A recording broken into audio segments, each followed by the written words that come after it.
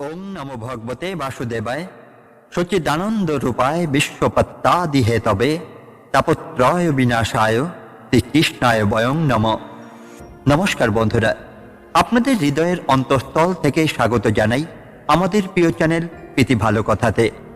আজকের এই মুহূর্তটি আমাদের প্রত্যেকের জীবনের জন্য এক পরম সন্ধিক্ষণ। আমরা আজ প্রবেশ করতে চলেছি সেই চিন্ময় জগতের প্রবেশদ্বারে, যাকে শাস্ত্রকারগণ বর্ণনা করেছেন নিগম কল্পতর গলিতম ফলং বলে, অর্থাৎ সমস্ত বেদ উপনিষদ রূপে কল্পবৃক্ষের সবচেয়ে সুপক্ক, সুমিষ্ট এবং অমৃতময় ফল হল এই শ্রীমদ্ ভাগবত পুরাণ। কলিযুগের অশান্তি ও ভাগবতের প্রয়োজন। বন্ধুরা, বর্তমানে কলিযুগে ব্যস্ততম জীবনে আমাদের মন আজ বড়ই অশান্ত। আমরা প্রতিনিয়ত ছুটে চলছি জাগতিক সুখের পেছনে, কিন্তু দিনের শেষে আমাদের ঘরে ফিরতে হচ্ছে একরাশ ক্লান্তি আর অপূর্ণতা নিয়ে।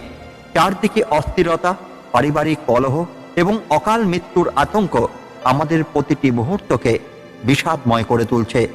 ঠিক এই অন্ধকার সময়ে যখন মানুষ পথ হারিয়ে ফেলে, তখনই ভাগবত কথা আমাদের জীবনে প্রদীপের মতো জ্বলে ওঠে। হাজার হাজার বছর আগে যখন কলিযুগ মাত্র তার করাল গ্রাস বিস্তার করতে শুরু করেছে, তখনই নৈমিষারণ্যের পবিত্র অরণ্যে শৌনক আদি ঋষিগণ একত্রিত হয়েছিলেন। তাদের মনে ছিল একই চিন্তা, কিভাবে এই হতভাগ্য মানুষকে রক্ষা করা যায়।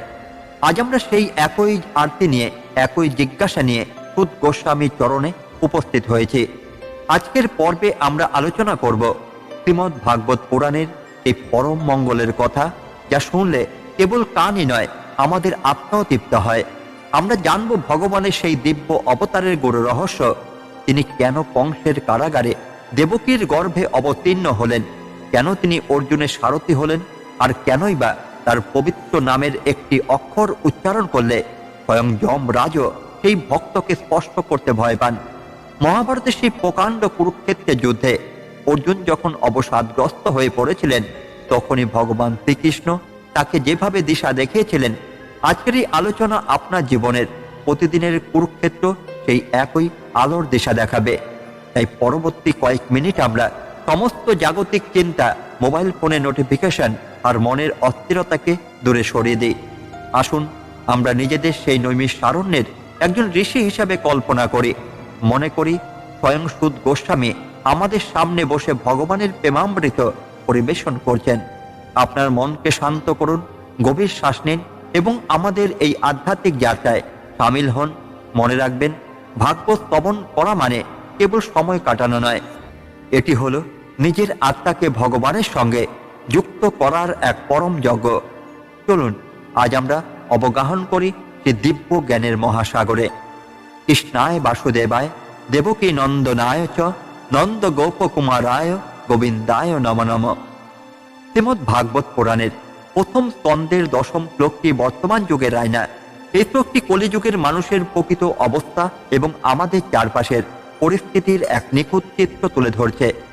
শ্রীমদ্ ভাগবত পুরাণ প্রথম স্কন্ধ প্রথম অধ্যায় শ্লোক নাম্বার 10। হে বিজ্ঞ সুত গোস্বামী, এই কলিযুগে মানুষের আয়ু অত্যন্ত অল্প। তারা অলস, মন্দ বুদ্ধি সম্পন্ন, অত্যন্ত দুর্ভাগ্যবান এবং সর্বোপরি তারা নিরন্তর নানা প্রকার আদি ভৌতিক ও আদি দৈবিক উপদ্রব দ্বারা তাড়িত বা অস্থির। এই শ্লোকটি যেন বর্তমান আধুনিক সভ্যতার একটি ডায়াগনস্টিক রিপোর্ট। এখানে কলিযুগের মানুষের 5টি বিশেষ সমস্যার কথা বলা হয়েছে। সত্যযুগে মানুষের আয়ু ছিল লক্ষ বছর, কিন্তু কলিযুগে তা কমে দাঁড়িয়েছে মাত্র 100 বছরে, যা বর্তমান সময় আরও কমে 70-80-তে এসে ঠেকেছে। অল্প আয়ুর কারণে মানুষ আধ্যাত্মিক সাধনার জন্য পর্যাপ্ত সময় পায় না। মানুষ এখন আত্মিক উন্নতির বিষয়ে চরম অলস। টাকা কামাতে বা বিনোদনের জন্য আমরা রাত জাগতে পারি, কিন্তু 10 মিনিট ভগবানের নাম নিতে বা ভালো বই পড়তে আমাদের আলস্য আসে। কলিযুগের মানুষের বুদ্ধি বিভ্রান্ত। তারা যা ক্ষতিকর তাকে ভালো মনে করে এবং যা ভালো তাকে বোরিং বা খারাপ মনে করে। মানুষ এখন সত্যের চেয়ে কুযুক্তি ও তর্কে বেশি আগ্রহী। বর্তমান মানুষ বাইরে থেকে অনেক সুখী মনে হলো, অন্তরে তারা দুর্ভাগা, কারণ তাদের জীবনে শান্তি নেই। পারিবারিক কলহ এবং অকাল মৃত্যু তাদের তাড়া করে বেড়ায়। নানা রোগ ব্যাধি, মহামারী, যুদ্ধ এবং মানসিক উদ্বেগ আমাদের সারাক্ষণ অস্থির করে রাখে। শান্তিতে ঘুমানোর ক্ষমতাও যেন কলিযুগের মানুষ হারিয়ে ফেলেছে। মহাভারতের ইতিহাসের শেষ দিকে এই শ্লোকটি সার্থকতা স্পষ্টভাবে ফুটে ওঠে। মহাভারতের যুদ্ধের পর যখন যুধিষ্ঠির স্বর্গারোহণ করলেন, তখন কলিযুগ পৃথিবীতে প্রবেশ করার সুযোগ খুঁজছিল। পরীক্ষিত মহারাজ যখন দিগ্বিজয়ে বেরোলেন, তিনি দেখলেন একটি গাভী এবং একটি বিষ, যা ধর্মের প্রতীক, কলির দ্বারা প্রহিত হচ্ছে। কলিযুগ তখন পৃথিবীতে তার প্রভাব বিস্তার করতে শুরু করেছে। কলিযুগ আসার সাথে সাথেই মানুষের মধ্যে সত্যবাদিতা, দয়া এবং শৌচ বা পবিত্রতা কমতে শুরু করলো। এই দশম শ্লোকে ঋষিরা পরীক্ষিত মহারাজের সেই সময়ের কথা চিন্তা করেই বলেছেন যে কলির ছোঁয়ায় মানুষের স্বভাব বদলে গেছে। মানুষ এখন আর ভীষ্ম বা যুধিষ্ঠিরের মতো দীর্ঘায়ু বা ধর্মপরায়ণ নয়, বরং তারা অত্যন্ত দুর্বল ও বিভ্রান্ত। মহাভারতে বিদুর বারবার ধৃতরাষ্ট্রকে সতর্ক করেছিলেন যে অধর্ম যেখানে থাকে সেখানে দুর্ভাগ্য অবধারিত। ধৃতরাষ্ট্র ছিলেন কলিযুগের মানুষের মতো মন্দমতি।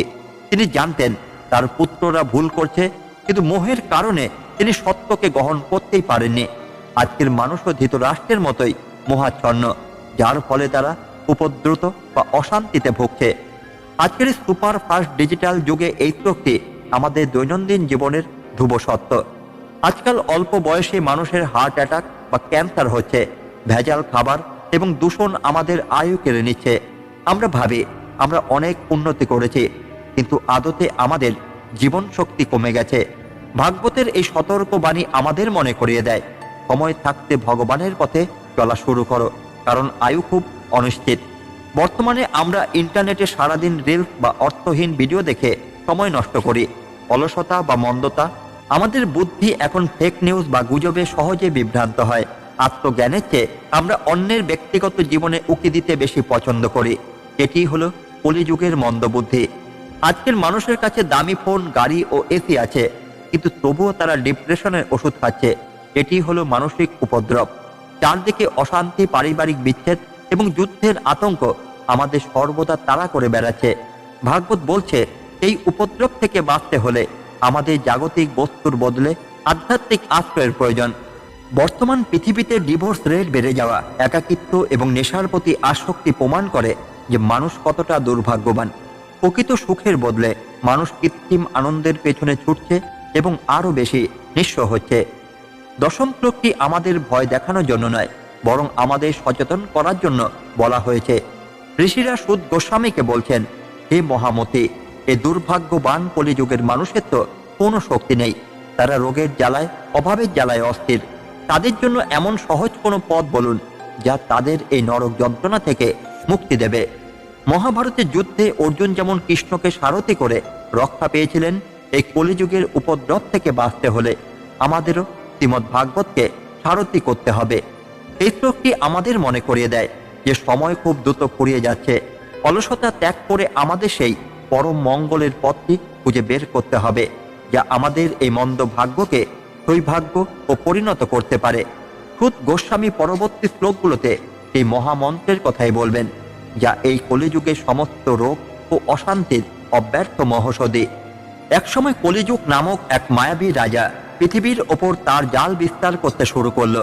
তার প্রভাবে মানুষের আয়ু বরফের মতো গলতে শুরু করলো। মানুষ অল্পতেই ক্লান্ত হয়ে পড়ে, ছোট ছোট কারণে ঝগড়া করে এবং সব সময় এক অজানা আতঙ্কে ভোগে। এই কলিযুগের এক রাজ্যে অজিত নামে এক যুবক ছিল।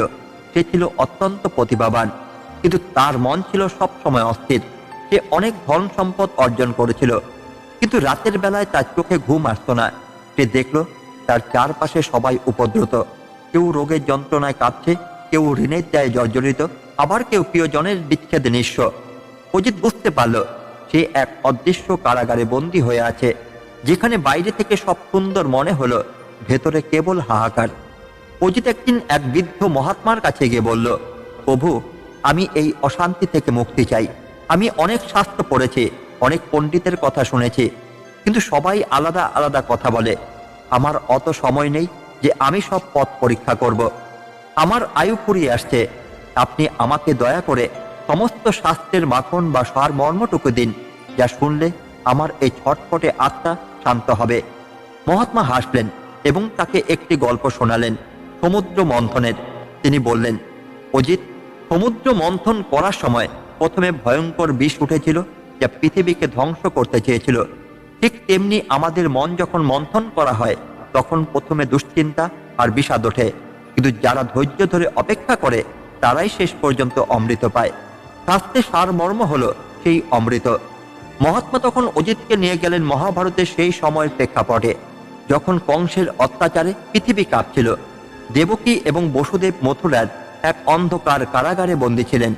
একের পর এক তাদের 7টি সন্তানকে কংস হত্যা করেছিল। কারাগারের সেই পাথরের দেওয়ালে ছিল কেবল রক্ত আর কান্নার দাগ। মহাত্মা বললেন, অজিত, তুমি নিজেকে যেমন বন্দী ভাবছ, দেবকী বসুদেব তার চেয়েও বড় বন্দী ছিলেন। কিন্তু যখন ভাদ্র মাসে সেই অন্ধকার বর্ষণমুখর রাতে দেবকীর গর্ভে 8ম সন্তান হিসেবে শ্রীকৃষ্ণ আবির্ভূত হলেন, তখন কি হলো জানো? কারাগারের তালাগুলো নিজে থেকেই খুলে গেল। প্রহরীরা গভীর ঘুমে আচ্ছন্ন হলো আর যমুনা নদী পথ ছেড়ে দিল। স্বয়ং ভগবান কেন সেই অন্ধকারে জন্ম নিলেন? কারণ তিনি দেখাতে চেয়েছিলেন যে জীবনের পরিস্থিতি যত অন্ধকারই হোক না কেন, যদি ভক্তির উদয় হয় তবে ভগবান সেখানেই আবির্ভূত হন। অজিত প্রশ্ন করল, প্রভু, ভগবান তো যুগে যুগে আসেন, কিন্তু বর্তমানে আমরা তাকে কিভাবে পাব? মহাত্মা তখন মহাভারতের দ্রৌপদীর কাহিনী শোনালেন। পুরুষ সবার মাঝখানে যখন দ্রৌপদীকে অপমান করা হচ্ছিল, তখন তিনি তার শক্তি, তার স্বামী বা তার বুদ্ধির ওপর ভরসা করেননি। তিনি কেবল 2 হাত তুলে বলেছিলেন, হে গোবিন্দ, আমাকে রক্ষা করো। সেই মুহূর্তে ভগবান বস্তুরূপে অবতীর্ণ হয়ে দ্রৌপদীর সম্মান রক্ষা করেছিলেন। মহাত্মা বললেন, ভগবানের অবতরণ কেবল কংস বধের জন্যই নয়, বরং আমাদের মতো সাধারণ মানুষের ক্ষেম বা সুরক্ষার জন্য। তিনি আমাদের জাগতিক বিপদ থেকেও রক্ষা করেন, ক্ষেম এবং এই জন্ম মৃত্যু চক্র থেকে মুক্তি দেন। ভব হলো, যখন তুমি নিষ্ঠার সাথে তার লীলা শ্রবণ করবে, তখনই তোমার মনের কারাগারও মথুরার কারাগারের মতো খুলে যাবে। অজিত সেই দিন বুঝতে পারল যে কলিযুগের অশান্তি তার বাইরের জগতে নয়, বরং তার মনের ভেতরে। বন্ধুরা, আমাদের জীবনটাও কি একটা কারাগার নয়? আমরাও কি প্রতিনিয়ত দুশ্চিন্তার কংসের কাছে পহিত হচ্ছি না? আসুন আমরাও সেই অজিতের মতো শাস্ত্রের সার মর্মটুকু গ্রহণ করি। মনে রাখবেন, অন্ধকারের শক্তি যত প্রবলই হোক না কেন, ভগবানের একটি নামের জ্যোতি এই অন্ধকারকে দূর করার জন্য যথেষ্ট। শ্রীমদ্ ভাগবত পুরাণের 1ম স্কন্ধের 11 শ্লোকটি হল বিভ্রান্ত মানুষের জন্য একটি আলোকবর্তিকা। যখন জ্ঞান সমুদ্রের মতো বিশাল হয়ে যায় এবং সময় হাতের মুঠোয় খুব কম থাকে, তখন কি করা উচিত? তারই দিক নির্দেশনা রয়েছে এই শ্লোকটিতে। হে সাধু সুদ গোস্বামী, শাস্ত্র অনেক এবং তাতে বর্ণিত নানাবিধ কর্তব্য কর্মের বিভাগও প্রচুর, যা দীর্ঘ সময় ধরে শ্রবণ সাধ্য। অতএব হে মহামতি, আপনার প্রজ্ঞা দ্বারা সেই সমস্ত শাস্ত্রের সারমর্মটুকু উদ্ধার করুন এবং আমাদের মতো সাধারণ মানুষের মঙ্গলের জন্য তা বর্ণনা করুন, যাতে আমাদের আত্মা পরম শান্তি লাভ করতে পারে। এই শ্লোকটি জ্ঞান অর্জনের একটি বিশেষ বিজ্ঞান বা আর্ট অফ সিম্পলিসিটি তুলে ধরছে। সনাতন ধর্মে হাজার হাজার শাস্ত্র আছে, 4 বেদ, 108টি উপনিষদ, 18টি পুরাণ, অজস্র আগম ও নিগম শাস্ত্র। একক শাস্ত্রে এক এক রকম নিয়ম। সাধারণ মানুষের পক্ষে এই বিশাল জ্ঞান সমুদ্র পাড়ি দেওয়া অসম্ভব। ঋষিরা এখানে বলছেন, আমাদের অত সময় নেই যে আমরা সব আলাদা আলাদাভাবে শুনব। যেমন সমুদ্র মন্থন করলে অমৃত পাওয়া যায় বা দুধ মন্থন করলে মাখন পাওয়া যায়, তেমনি ঋষিরা সুদ গোস্বামীকে বলছেন, শাস্ত্র মন্থন করে সেই মাখনটুকু আমাদের দিন। আধ্যাত্মিকতার তথ্য জমানোর চেয়ে তার কথা উপলব্ধি করা বেশি জরুরি। শ্লোকের শেষ অংশটি খুব দামি।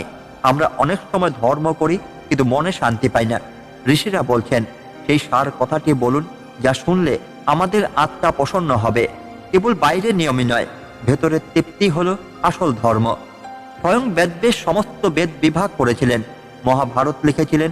তিনি ছিলেন ভূরিণী বা বিশাল জ্ঞানের আধার। তবু সরস্বতী নদীর তীরে তিনি বিষণ্ণ হয়ে বসেছিলেন, তার আত্মা প্রসন্ন হচ্ছিল না। নাত্মা সম্পসিদতে। তখনই নারদ মুনি এসে তাকে বললেন, আপনি অনেক কথা লিখেছেন, কিন্তু ভগবানের শুদ্ধ ভক্তিরূপ সারমর্মটি লেখেননি।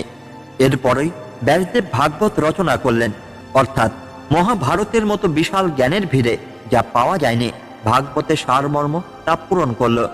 মহাভারতের বনপর্বে যক্ষ যখন যুধিষ্ঠিরকে প্রশ্ন করেছিলেন যে ধর্মের পথ কোনটি, তখন যুধিষ্ঠির বলেছিলেন, তর্কঃ প্রতিষ্ঠ শ্রুতয় বিভিন্ন নাশও ঋষির সর্বমতং ন ভিন্নম, অর্থাৎ তর্ক দিয়ে সমাধান হয় না। শ্রুতি বা শাস্ত্রগুলো বিভিন্ন পথে কথা বলে, এমন কোনো ঋষি নেই যার মত আলাদা নয়। তাই ধর্মের প্রকৃত সার বা গোপন রহস্য মহাজনদের পথেই লুকিয়ে আছে। যুধিষ্ঠিরও এই শ্লোকের মতো সার খুঁজছিলেন বলেই যক্ষের কঠিন পরীক্ষায় সফল হয়েছিলেন। আজকের এই দ্রুতগামী এবং ডিজিটাল যুগে একাদশ শ্লোকটি আমাদের জীবনের শ্রেষ্ঠ পথপ্রদর্শক। বর্তমানে গুগল বা ইউটিউবে আধ্যাত্মিক বা জাগতিক তথ্যের কোনো অভাব নেই। হাজার হাজার মোটিভেশনাল স্পিকার, হাজার হাজার মতবাদ। সাধারণ মানুষ আজ কনফিউজ বা বিভ্রান্ত, তারা জানে না কোন পথটি ধরবে। ভাগবত আমাদের শেখায় সব জানার দরকার নেই, সারটুকু জানো। বর্তমানের মিনিমালিজম দর্শন এই শ্লোক থেকে এসেছে। শ্লোকে বলা হয়েছে শাস্ত্র শ্রবণ করতে অনেক সময় লাগে। আজকের মানুষের হাতে সময় নেই। অফিস, সংসার আর যান্ত্রিক জীবনের চাপে আমরা আধ্যাত্মিকতার জন্য বড়জোর 10 থেকে 15 মিনিট সময় পাই। এই অল্প সময় যদি আমরা বিশাল কোনো তত্ত্বে ডুবে যাই, তবে আমরা কিছুই শিখব না।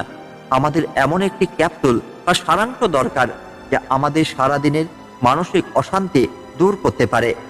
অনেকেই সারাদিন অনেক আচার অনুষ্ঠান করেন, কিন্তু তাদের ব্যবহার বা মানসিকতায় শান্তি আসে না। এর কারণ তারা ধর্মের সার বা প্রেমের অংশটুকু ভুলে গেছেন। বর্তমানে স্ট্রেসফুল জীবনে আমাদের এমন ধর্ম দরকার যা আমাদের আত্মাকে শান্ত করবে, কেবল বাহ্যিক আড়ম্বর নয়। যেমন আমরা সব আইন না পড়ে একজন ভালো উকিলের কাছে যাই তার কথা জানতে, বা সব ওষুধ না পড়ে ডাক্তারের কাছে যাই, তেমনি আধ্যাত্মিক জীবনে খুদ গোস্বামীর মতো একজন এক্সপার্ট বা বিশেষজ্ঞের প্রয়োজন, যিনি আমাদের জন্য তার মর্মটুকু ছেঁকে দেবেন। একাদশ শ্লোকটি আমাদের একটি অত্যন্ত বিনম্র বার্তা দেয়। এটি আমাদের শেখায় যে পাণ্ডিত্য জাহির করা ধর্ম নয়, বরং সহজ সত্যকে হৃদয় ধারণ করাই হলো ধর্ম। ঋষিরা বলছেন, হে সুত, আমাদের উদ্ধার করুন। আমরা শাস্ত্রে জটাজালে হারিয়ে যেতে চাই না, আমরা কেবল শ্রীকৃষ্ণের চরণে আশ্রয় পেতে চাই। মহাভারতের যুদ্ধে অর্জুনও অনেক তর্ক করেছিলেন, কিন্তু শেষ পর্যন্ত তিনি বলেছিলেন, আমি আপনার শিষ্য, আপনি আমাকে সার কথা বলুন। আমরা যদি আমাদের জীবনে হাজারটা দুশ্চিন্তা আর হাজারটা মতবাদ ত্যাগ করে ভাগবতের এই সারমর্ম বা ভক্তির পথটি ধরি, তবেই আমাদের আত্মা প্রকৃত শান্তি পাবে। জীবন হলো একটি ছোট নদী, আর শাস্ত্র হলো এক বিশাল মহাসাগর। মহাসাগর সেচে তৃষ্ণা মেটানো যায় না, তৃষ্ণা মেটাতে হয় এক ঘটি নির্মল জল দিয়ে। ভাগবত হলো সেই নির্মল জলের ঘটি। শ্রীমদ্ ভাগবত পুরাণের প্রথম স্কন্ধের দ্বাদশ শ্লোকটি থেকে শুরু হচ্ছে ভগবানের অবতরণ এবং তার দিব্য লীলার মূল জিজ্ঞাসা। এখান থেকে এই পবিত্র পুরাণ তার গল্পের গভীরে প্রবেশ করতে শুরু করে। শ্রীমদ্ ভাগবত পুরাণ প্রথম স্কন্ধ প্রথম অধ্যায় শ্লোক নম্বর 12। হে সুত গোস্বামী, আপনার মঙ্গল হোক। আপনি জানেন যে কেন এবং কি উদ্দেশ্যে যদুকুলপতি পরমেশ্বর ভগবান শ্রীকৃষ্ণ বসুদেবের পত্নী দেবকীর গর্ভে জন্মগ্রহণ করেছিলেন। এই শ্লোকটি ভাগবতের বর্ণনামূলক যাত্রার এক মহেন্দ্রক্ষণ। এখানে ঋষিরা সরাসরি ভগবানের জন্ম বা অবতরণ নিয়ে প্রশ্ন করছেন। ঋষিরা সুত গোস্বামীকে প্রশ্ন করার আগে বলছেন, ভদ্রংতে, অর্থাৎ আপনার মঙ্গল হোক। এটি আমাদের সনাতন সংস্কৃতির এক অপূর্ব শিক্ষা। জ্ঞান লাভ করার আগে বক্তার প্রতি শুভ কামনা জানাতে হয়। বর্তমানে ছাত্র শিক্ষক সম্পর্কের ক্ষেত্রে এই বিনয় ও মঙ্গল কাঙ্ক্ষা অত্যন্ত প্রয়োজনীয়। ভগবানকে এখানে সাত্ত্বতাং পতি বলা হয়েছে। সাত্ত্বত মানে হলো শুদ্ধ সত্য গুণ সম্পন্ন ভক্ত। ভগবান কেবল ব্রহ্মাণ্ডের মালিক নন, তিনি তার ভক্তদের পালক বা পতি। তিনি কেন দেবকীর গর্ভে এলেন? তিনি তো নিরাকার হতে পারতেন, কিন্তু ভক্তের টানেই তিনি সাকার রূপ গ্রহণ করেন। ভগবান যখন আসেন তখন তার অনেকগুলো উদ্দেশ্য থাকে। কেবল অসুর বধই নয়, বরং সাধারণ মানুষের জন্য এমন কিছু লীলা রেখে যাওয়া যা স্মরণ করে মানুষ কলিযুগে দুঃখ ভুলে থাকতে পারে। ঋষিরা সেই নিগুড় রহস্যটি জানতে চেয়েছেন। মহাভারতের সূচনার পূর্বেই কৃষ্ণের আবির্ভাবের কাহিনী আমরা পাই, যা এই শ্লোকের সাথে ওতপ্রোতভাবে জড়িত। মহাভারতের যুদ্ধের বহু আগে থেকেই কংসের কারাগারে দেবকী ও বসুদেব বন্দী ছিলেন। তাদের 7টি সন্তানকে কংস হত্যা করেছিল। এই চরম যন্ত্রণার মাঝেও তারা ভগবানের ওপর বিশ্বাস হারাননি। দ্বাদশ শ্লোকে ঋষিরা এই বিশেষ পরিস্থিতির কথাই ইঙ্গিত করছেন। ভগবান কেন রাজপ্রাসাদে না জন্মে কারাগারের অন্ধকারে জন্ম নিলেন? কারণ তিনি দেখাতে চেয়েছিলেন যে জীবনের কঠিনতম অন্ধকার বা বন্ধনের মাঝেও, অর্থাৎ কারাগার যেমন বন্ধনের প্রতীক, যখন ভক্তির উদয় হয় তখনই ভগবান আবির্ভূত হন। মহাভারতের যুদ্ধের পটভূমি তৈরির আগে পৃথিবী দেবী অসুরদের ভারে নুয়ে পড়েছিলেন। তিনি গাভীর রূপ ধরে ব্রহ্মার কাছে গিয়ে কেঁদেছিলেন। ব্রহ্মা তখন দেবতাদের নিয়ে ক্ষীরোদশায়ী বিষ্ণু স্তব করেছিলেন। ভগবান প্রতিশ্রুতি দিয়েছিলেন তিনি যদুকুলে অবতীর্ণ হবেন। ঋষিরা সুদ গোস্বামীর কাছে সেই প্রতিশ্রুতি পালনের গুরু তত্ত্বটি শুনতে চেয়েছেন। আজকের এই যান্ত্রিক এবং নাস্তিক্যবাদী যুগে এই শ্লোকটি আমাদের নতুন করে ভাবতে শেখায়। দেবকীর গর্ভে কৃষ্ণের আগমন ঘটেছিল কংসের নিষ্ঠুর শাসনের মাঝে। বর্তমান সময় যখন আমরা দুর্নীতি, অন্যায় আর অশান্তির কারাগারে বন্দী অনুভব করি, তখনই এই শ্লোক আমাদের আশার আলো দেখায়। এটি আমাদের শেখায় যে যখন অধর্ম চরমে পৌঁছায় তখনই পরম শক্তির প্রকাশ ঘটে। আজকের ডিপ্রেশনের যুগে এই ডিভাইন ইন্টারভেশন বা দৈব হস্তক্ষেপে বিশ্বাস রাখা অত্যন্ত জরুরি। ঋষিরা জিজ্ঞাসা করছেন কি উদ্দেশ্যে তিনি এলেন। বিজ্ঞানের ভাষায় প্রতিটি ঘটনার পেছনে যেমন একটি কেস বা কারণ থাকে, আধ্যাত্মিকতায় ভগবানের অবতারের পেছনে থাকে জগৎ কল্যাণের কারণ। বর্তমানে শিক্ষিত সমাজকে এই শ্লোকটি যুক্তি দেয় যে ভগবানের আগমন কোনো রূপকথা নয়, এটি একটি সুনির্দিষ্ট পরিকল্পনার অংশ। এই শ্লোকে দেবকী মায়ের নাম বিশেষভাবে নেওয়া হয়েছে। এটি বর্তমান সমাজকে নারী শক্তি ও মাতৃত্বের সম্মানের কথা মনে করিয়ে দেয়। একজন মা কতটা ত্যাগ স্বীকার করলে স্বয়ং ভগবানকে পুত্র হিসাবে পেতে পারেন, তা বর্তমান প্রজন্মের জন্য একটি বড় শিক্ষা। ভগবানকে পতি বা নেতা হিসেবে সম্বোধন করা হয়েছে। আজকের লিডাররা যখন ক্ষমতার অপব্যবহার করে, তখন এই শ্লোক মনে করিয়ে দেয় যে আদর্শ নেতার কাজ হলো শাশ্বত বা সজ্জনদের রক্ষা করা এবং দুষ্টের দমন করা। দ্বাদশ শ্লোকটি হলো আমাদের হৃদয়ের রুদ্ধ দুয়ার খোলার চাবিকাঠি। ঋষিরা সুদ গোস্বামীকে বলছেন, হে মহামতি, আমাদের সেই অলৌকিক কাহিনীর অমৃত শোনান। কেন সেই বিশ্ব ব্রহ্মাণ্ডের মালিক একজন সাধারণ মানুষের মতো দেবকীর গর্ভে এলেন? কেন তিনি কংসের ভয় সহ্য করলেন? মহাভারতের কুরুক্ষেত্রে যেমন অর্জুন কৃষ্ণকে রথের সারথি হিসেবে পেয়ে সব ভয় জয় করেছিলেন, আমরাও এই শ্লোকের মাধ্যমে কৃষ্ণকে আমাদের জীবনের সারথি হিসেবে আমন্ত্রণ জানাই। জীবন হলো একটা কারাগার, আর আমাদের বাসনাগুলো হলো কংসের পাহারা। কিন্তু যদি আমরা আমাদের হৃদয়ে বসুদেবে শুদ্ধ সত্য এবং দেবকী তৈরি করতে পারি, তবে আমাদের ভেতরে সেই পরম আনন্দের বা কৃষ্ণের জন্ম হবে।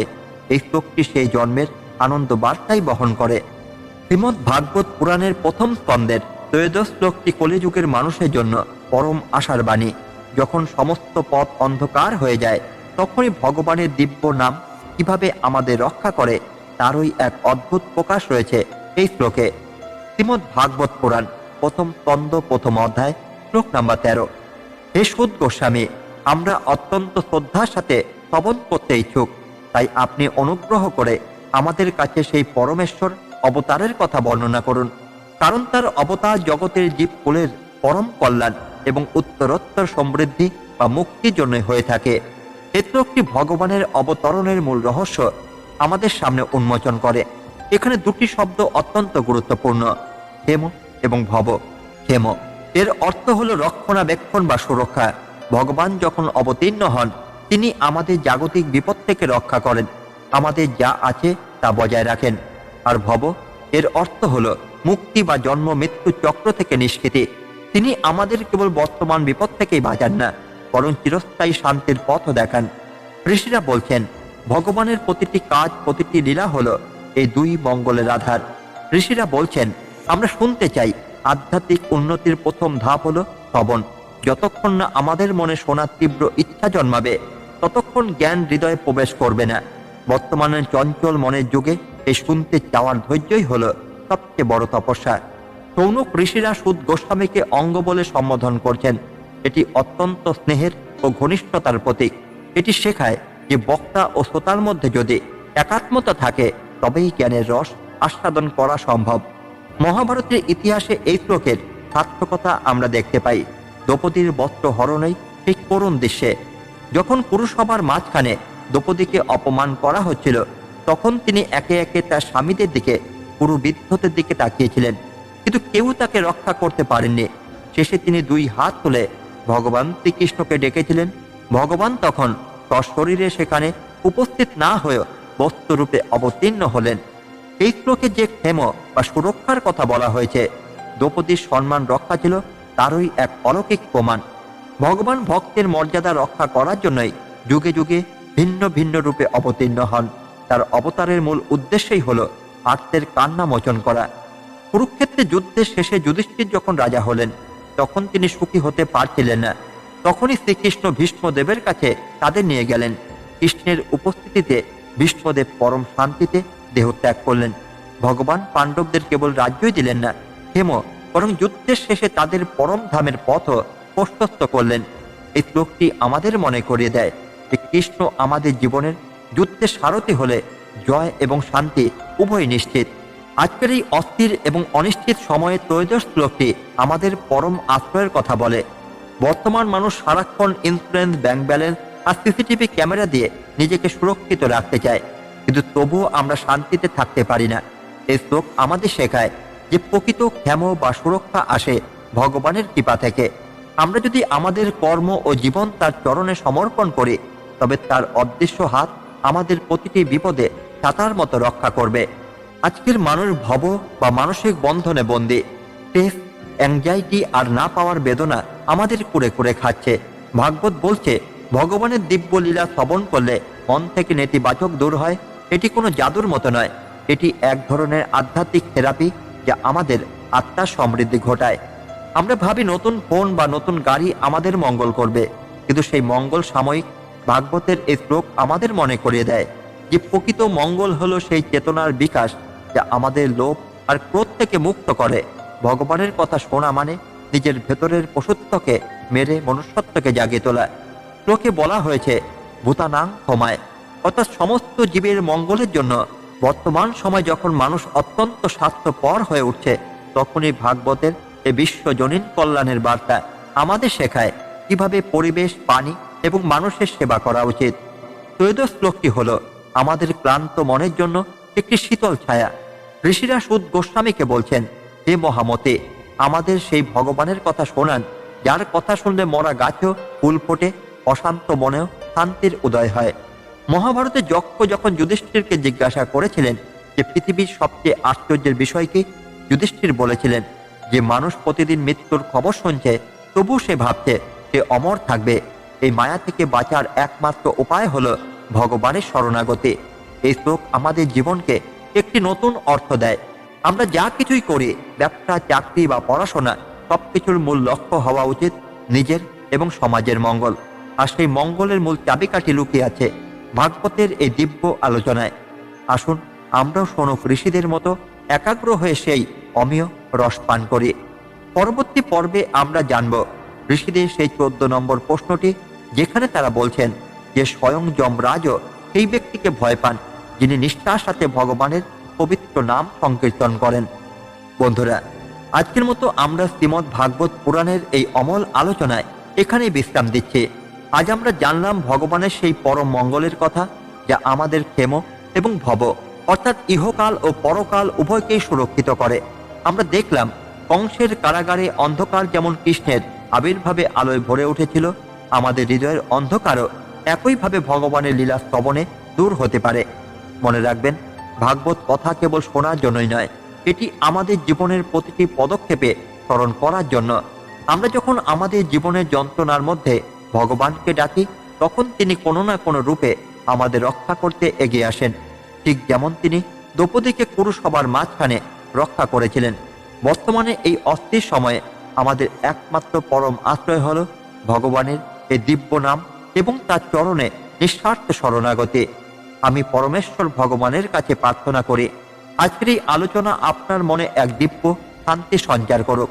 এই জ্ঞানের মশাল যেন আপনার জীবনের সমস্ত ভয়, বিভ্রান্তি এবং দুশ্চিন্তাকে ভস্মীভূত করে দেয়। আপনারা যে যেখানেই থাকুন না কেন, কৃষ্ণের কৃপা যেন আপনাদের ছায়ার মতো রক্ষা করে। বন্ধুরা, যদি আজকের এই আধ্যাত্মিক আলোচনা আপনার অন্তরে সামান্যতম আলোকপাত করে থাকে, তবে ভিডিওটি লাইক করুন এবং আপনার প্রিয়জনের সাথে শেয়ার করে এই পরম মঙ্গলের ভাগীদার হন। আপনাদের একটি শেয়ার হয়তো কারো জীবনের অন্ধকার দূর করতে সাহায্য করতে পারে। এই পবিত্র পথ চলার আমাদের সঙ্গী হতে প্রীতি ভালো কথা চ্যানেলটি সাবস্ক্রাইব করে আমাদের সঙ্গেই থাকুন। পরবর্তী পর্বে আমরা প্রবেশ করব আরো গভীর রহস্যে, যেখানে আমরা জানব ভগবানের পবিত্র নামে সেই অমোঘ শক্তি, যা থেকে স্বয়ংকাল বা মৃত্যু দূরে থাকে।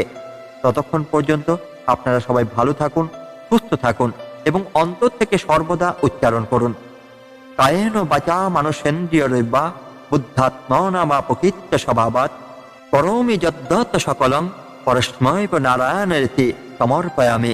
অর্থাৎ কায়িক, বাচনিক বা মানসিক আমার সমস্ত কর্মই আমি সেই পরমেশ্বর নারায়ণে সমর্পণ করছি। ধন্যবাদ। জয় শ্রীকৃষ্ণ। রাধে রাধে।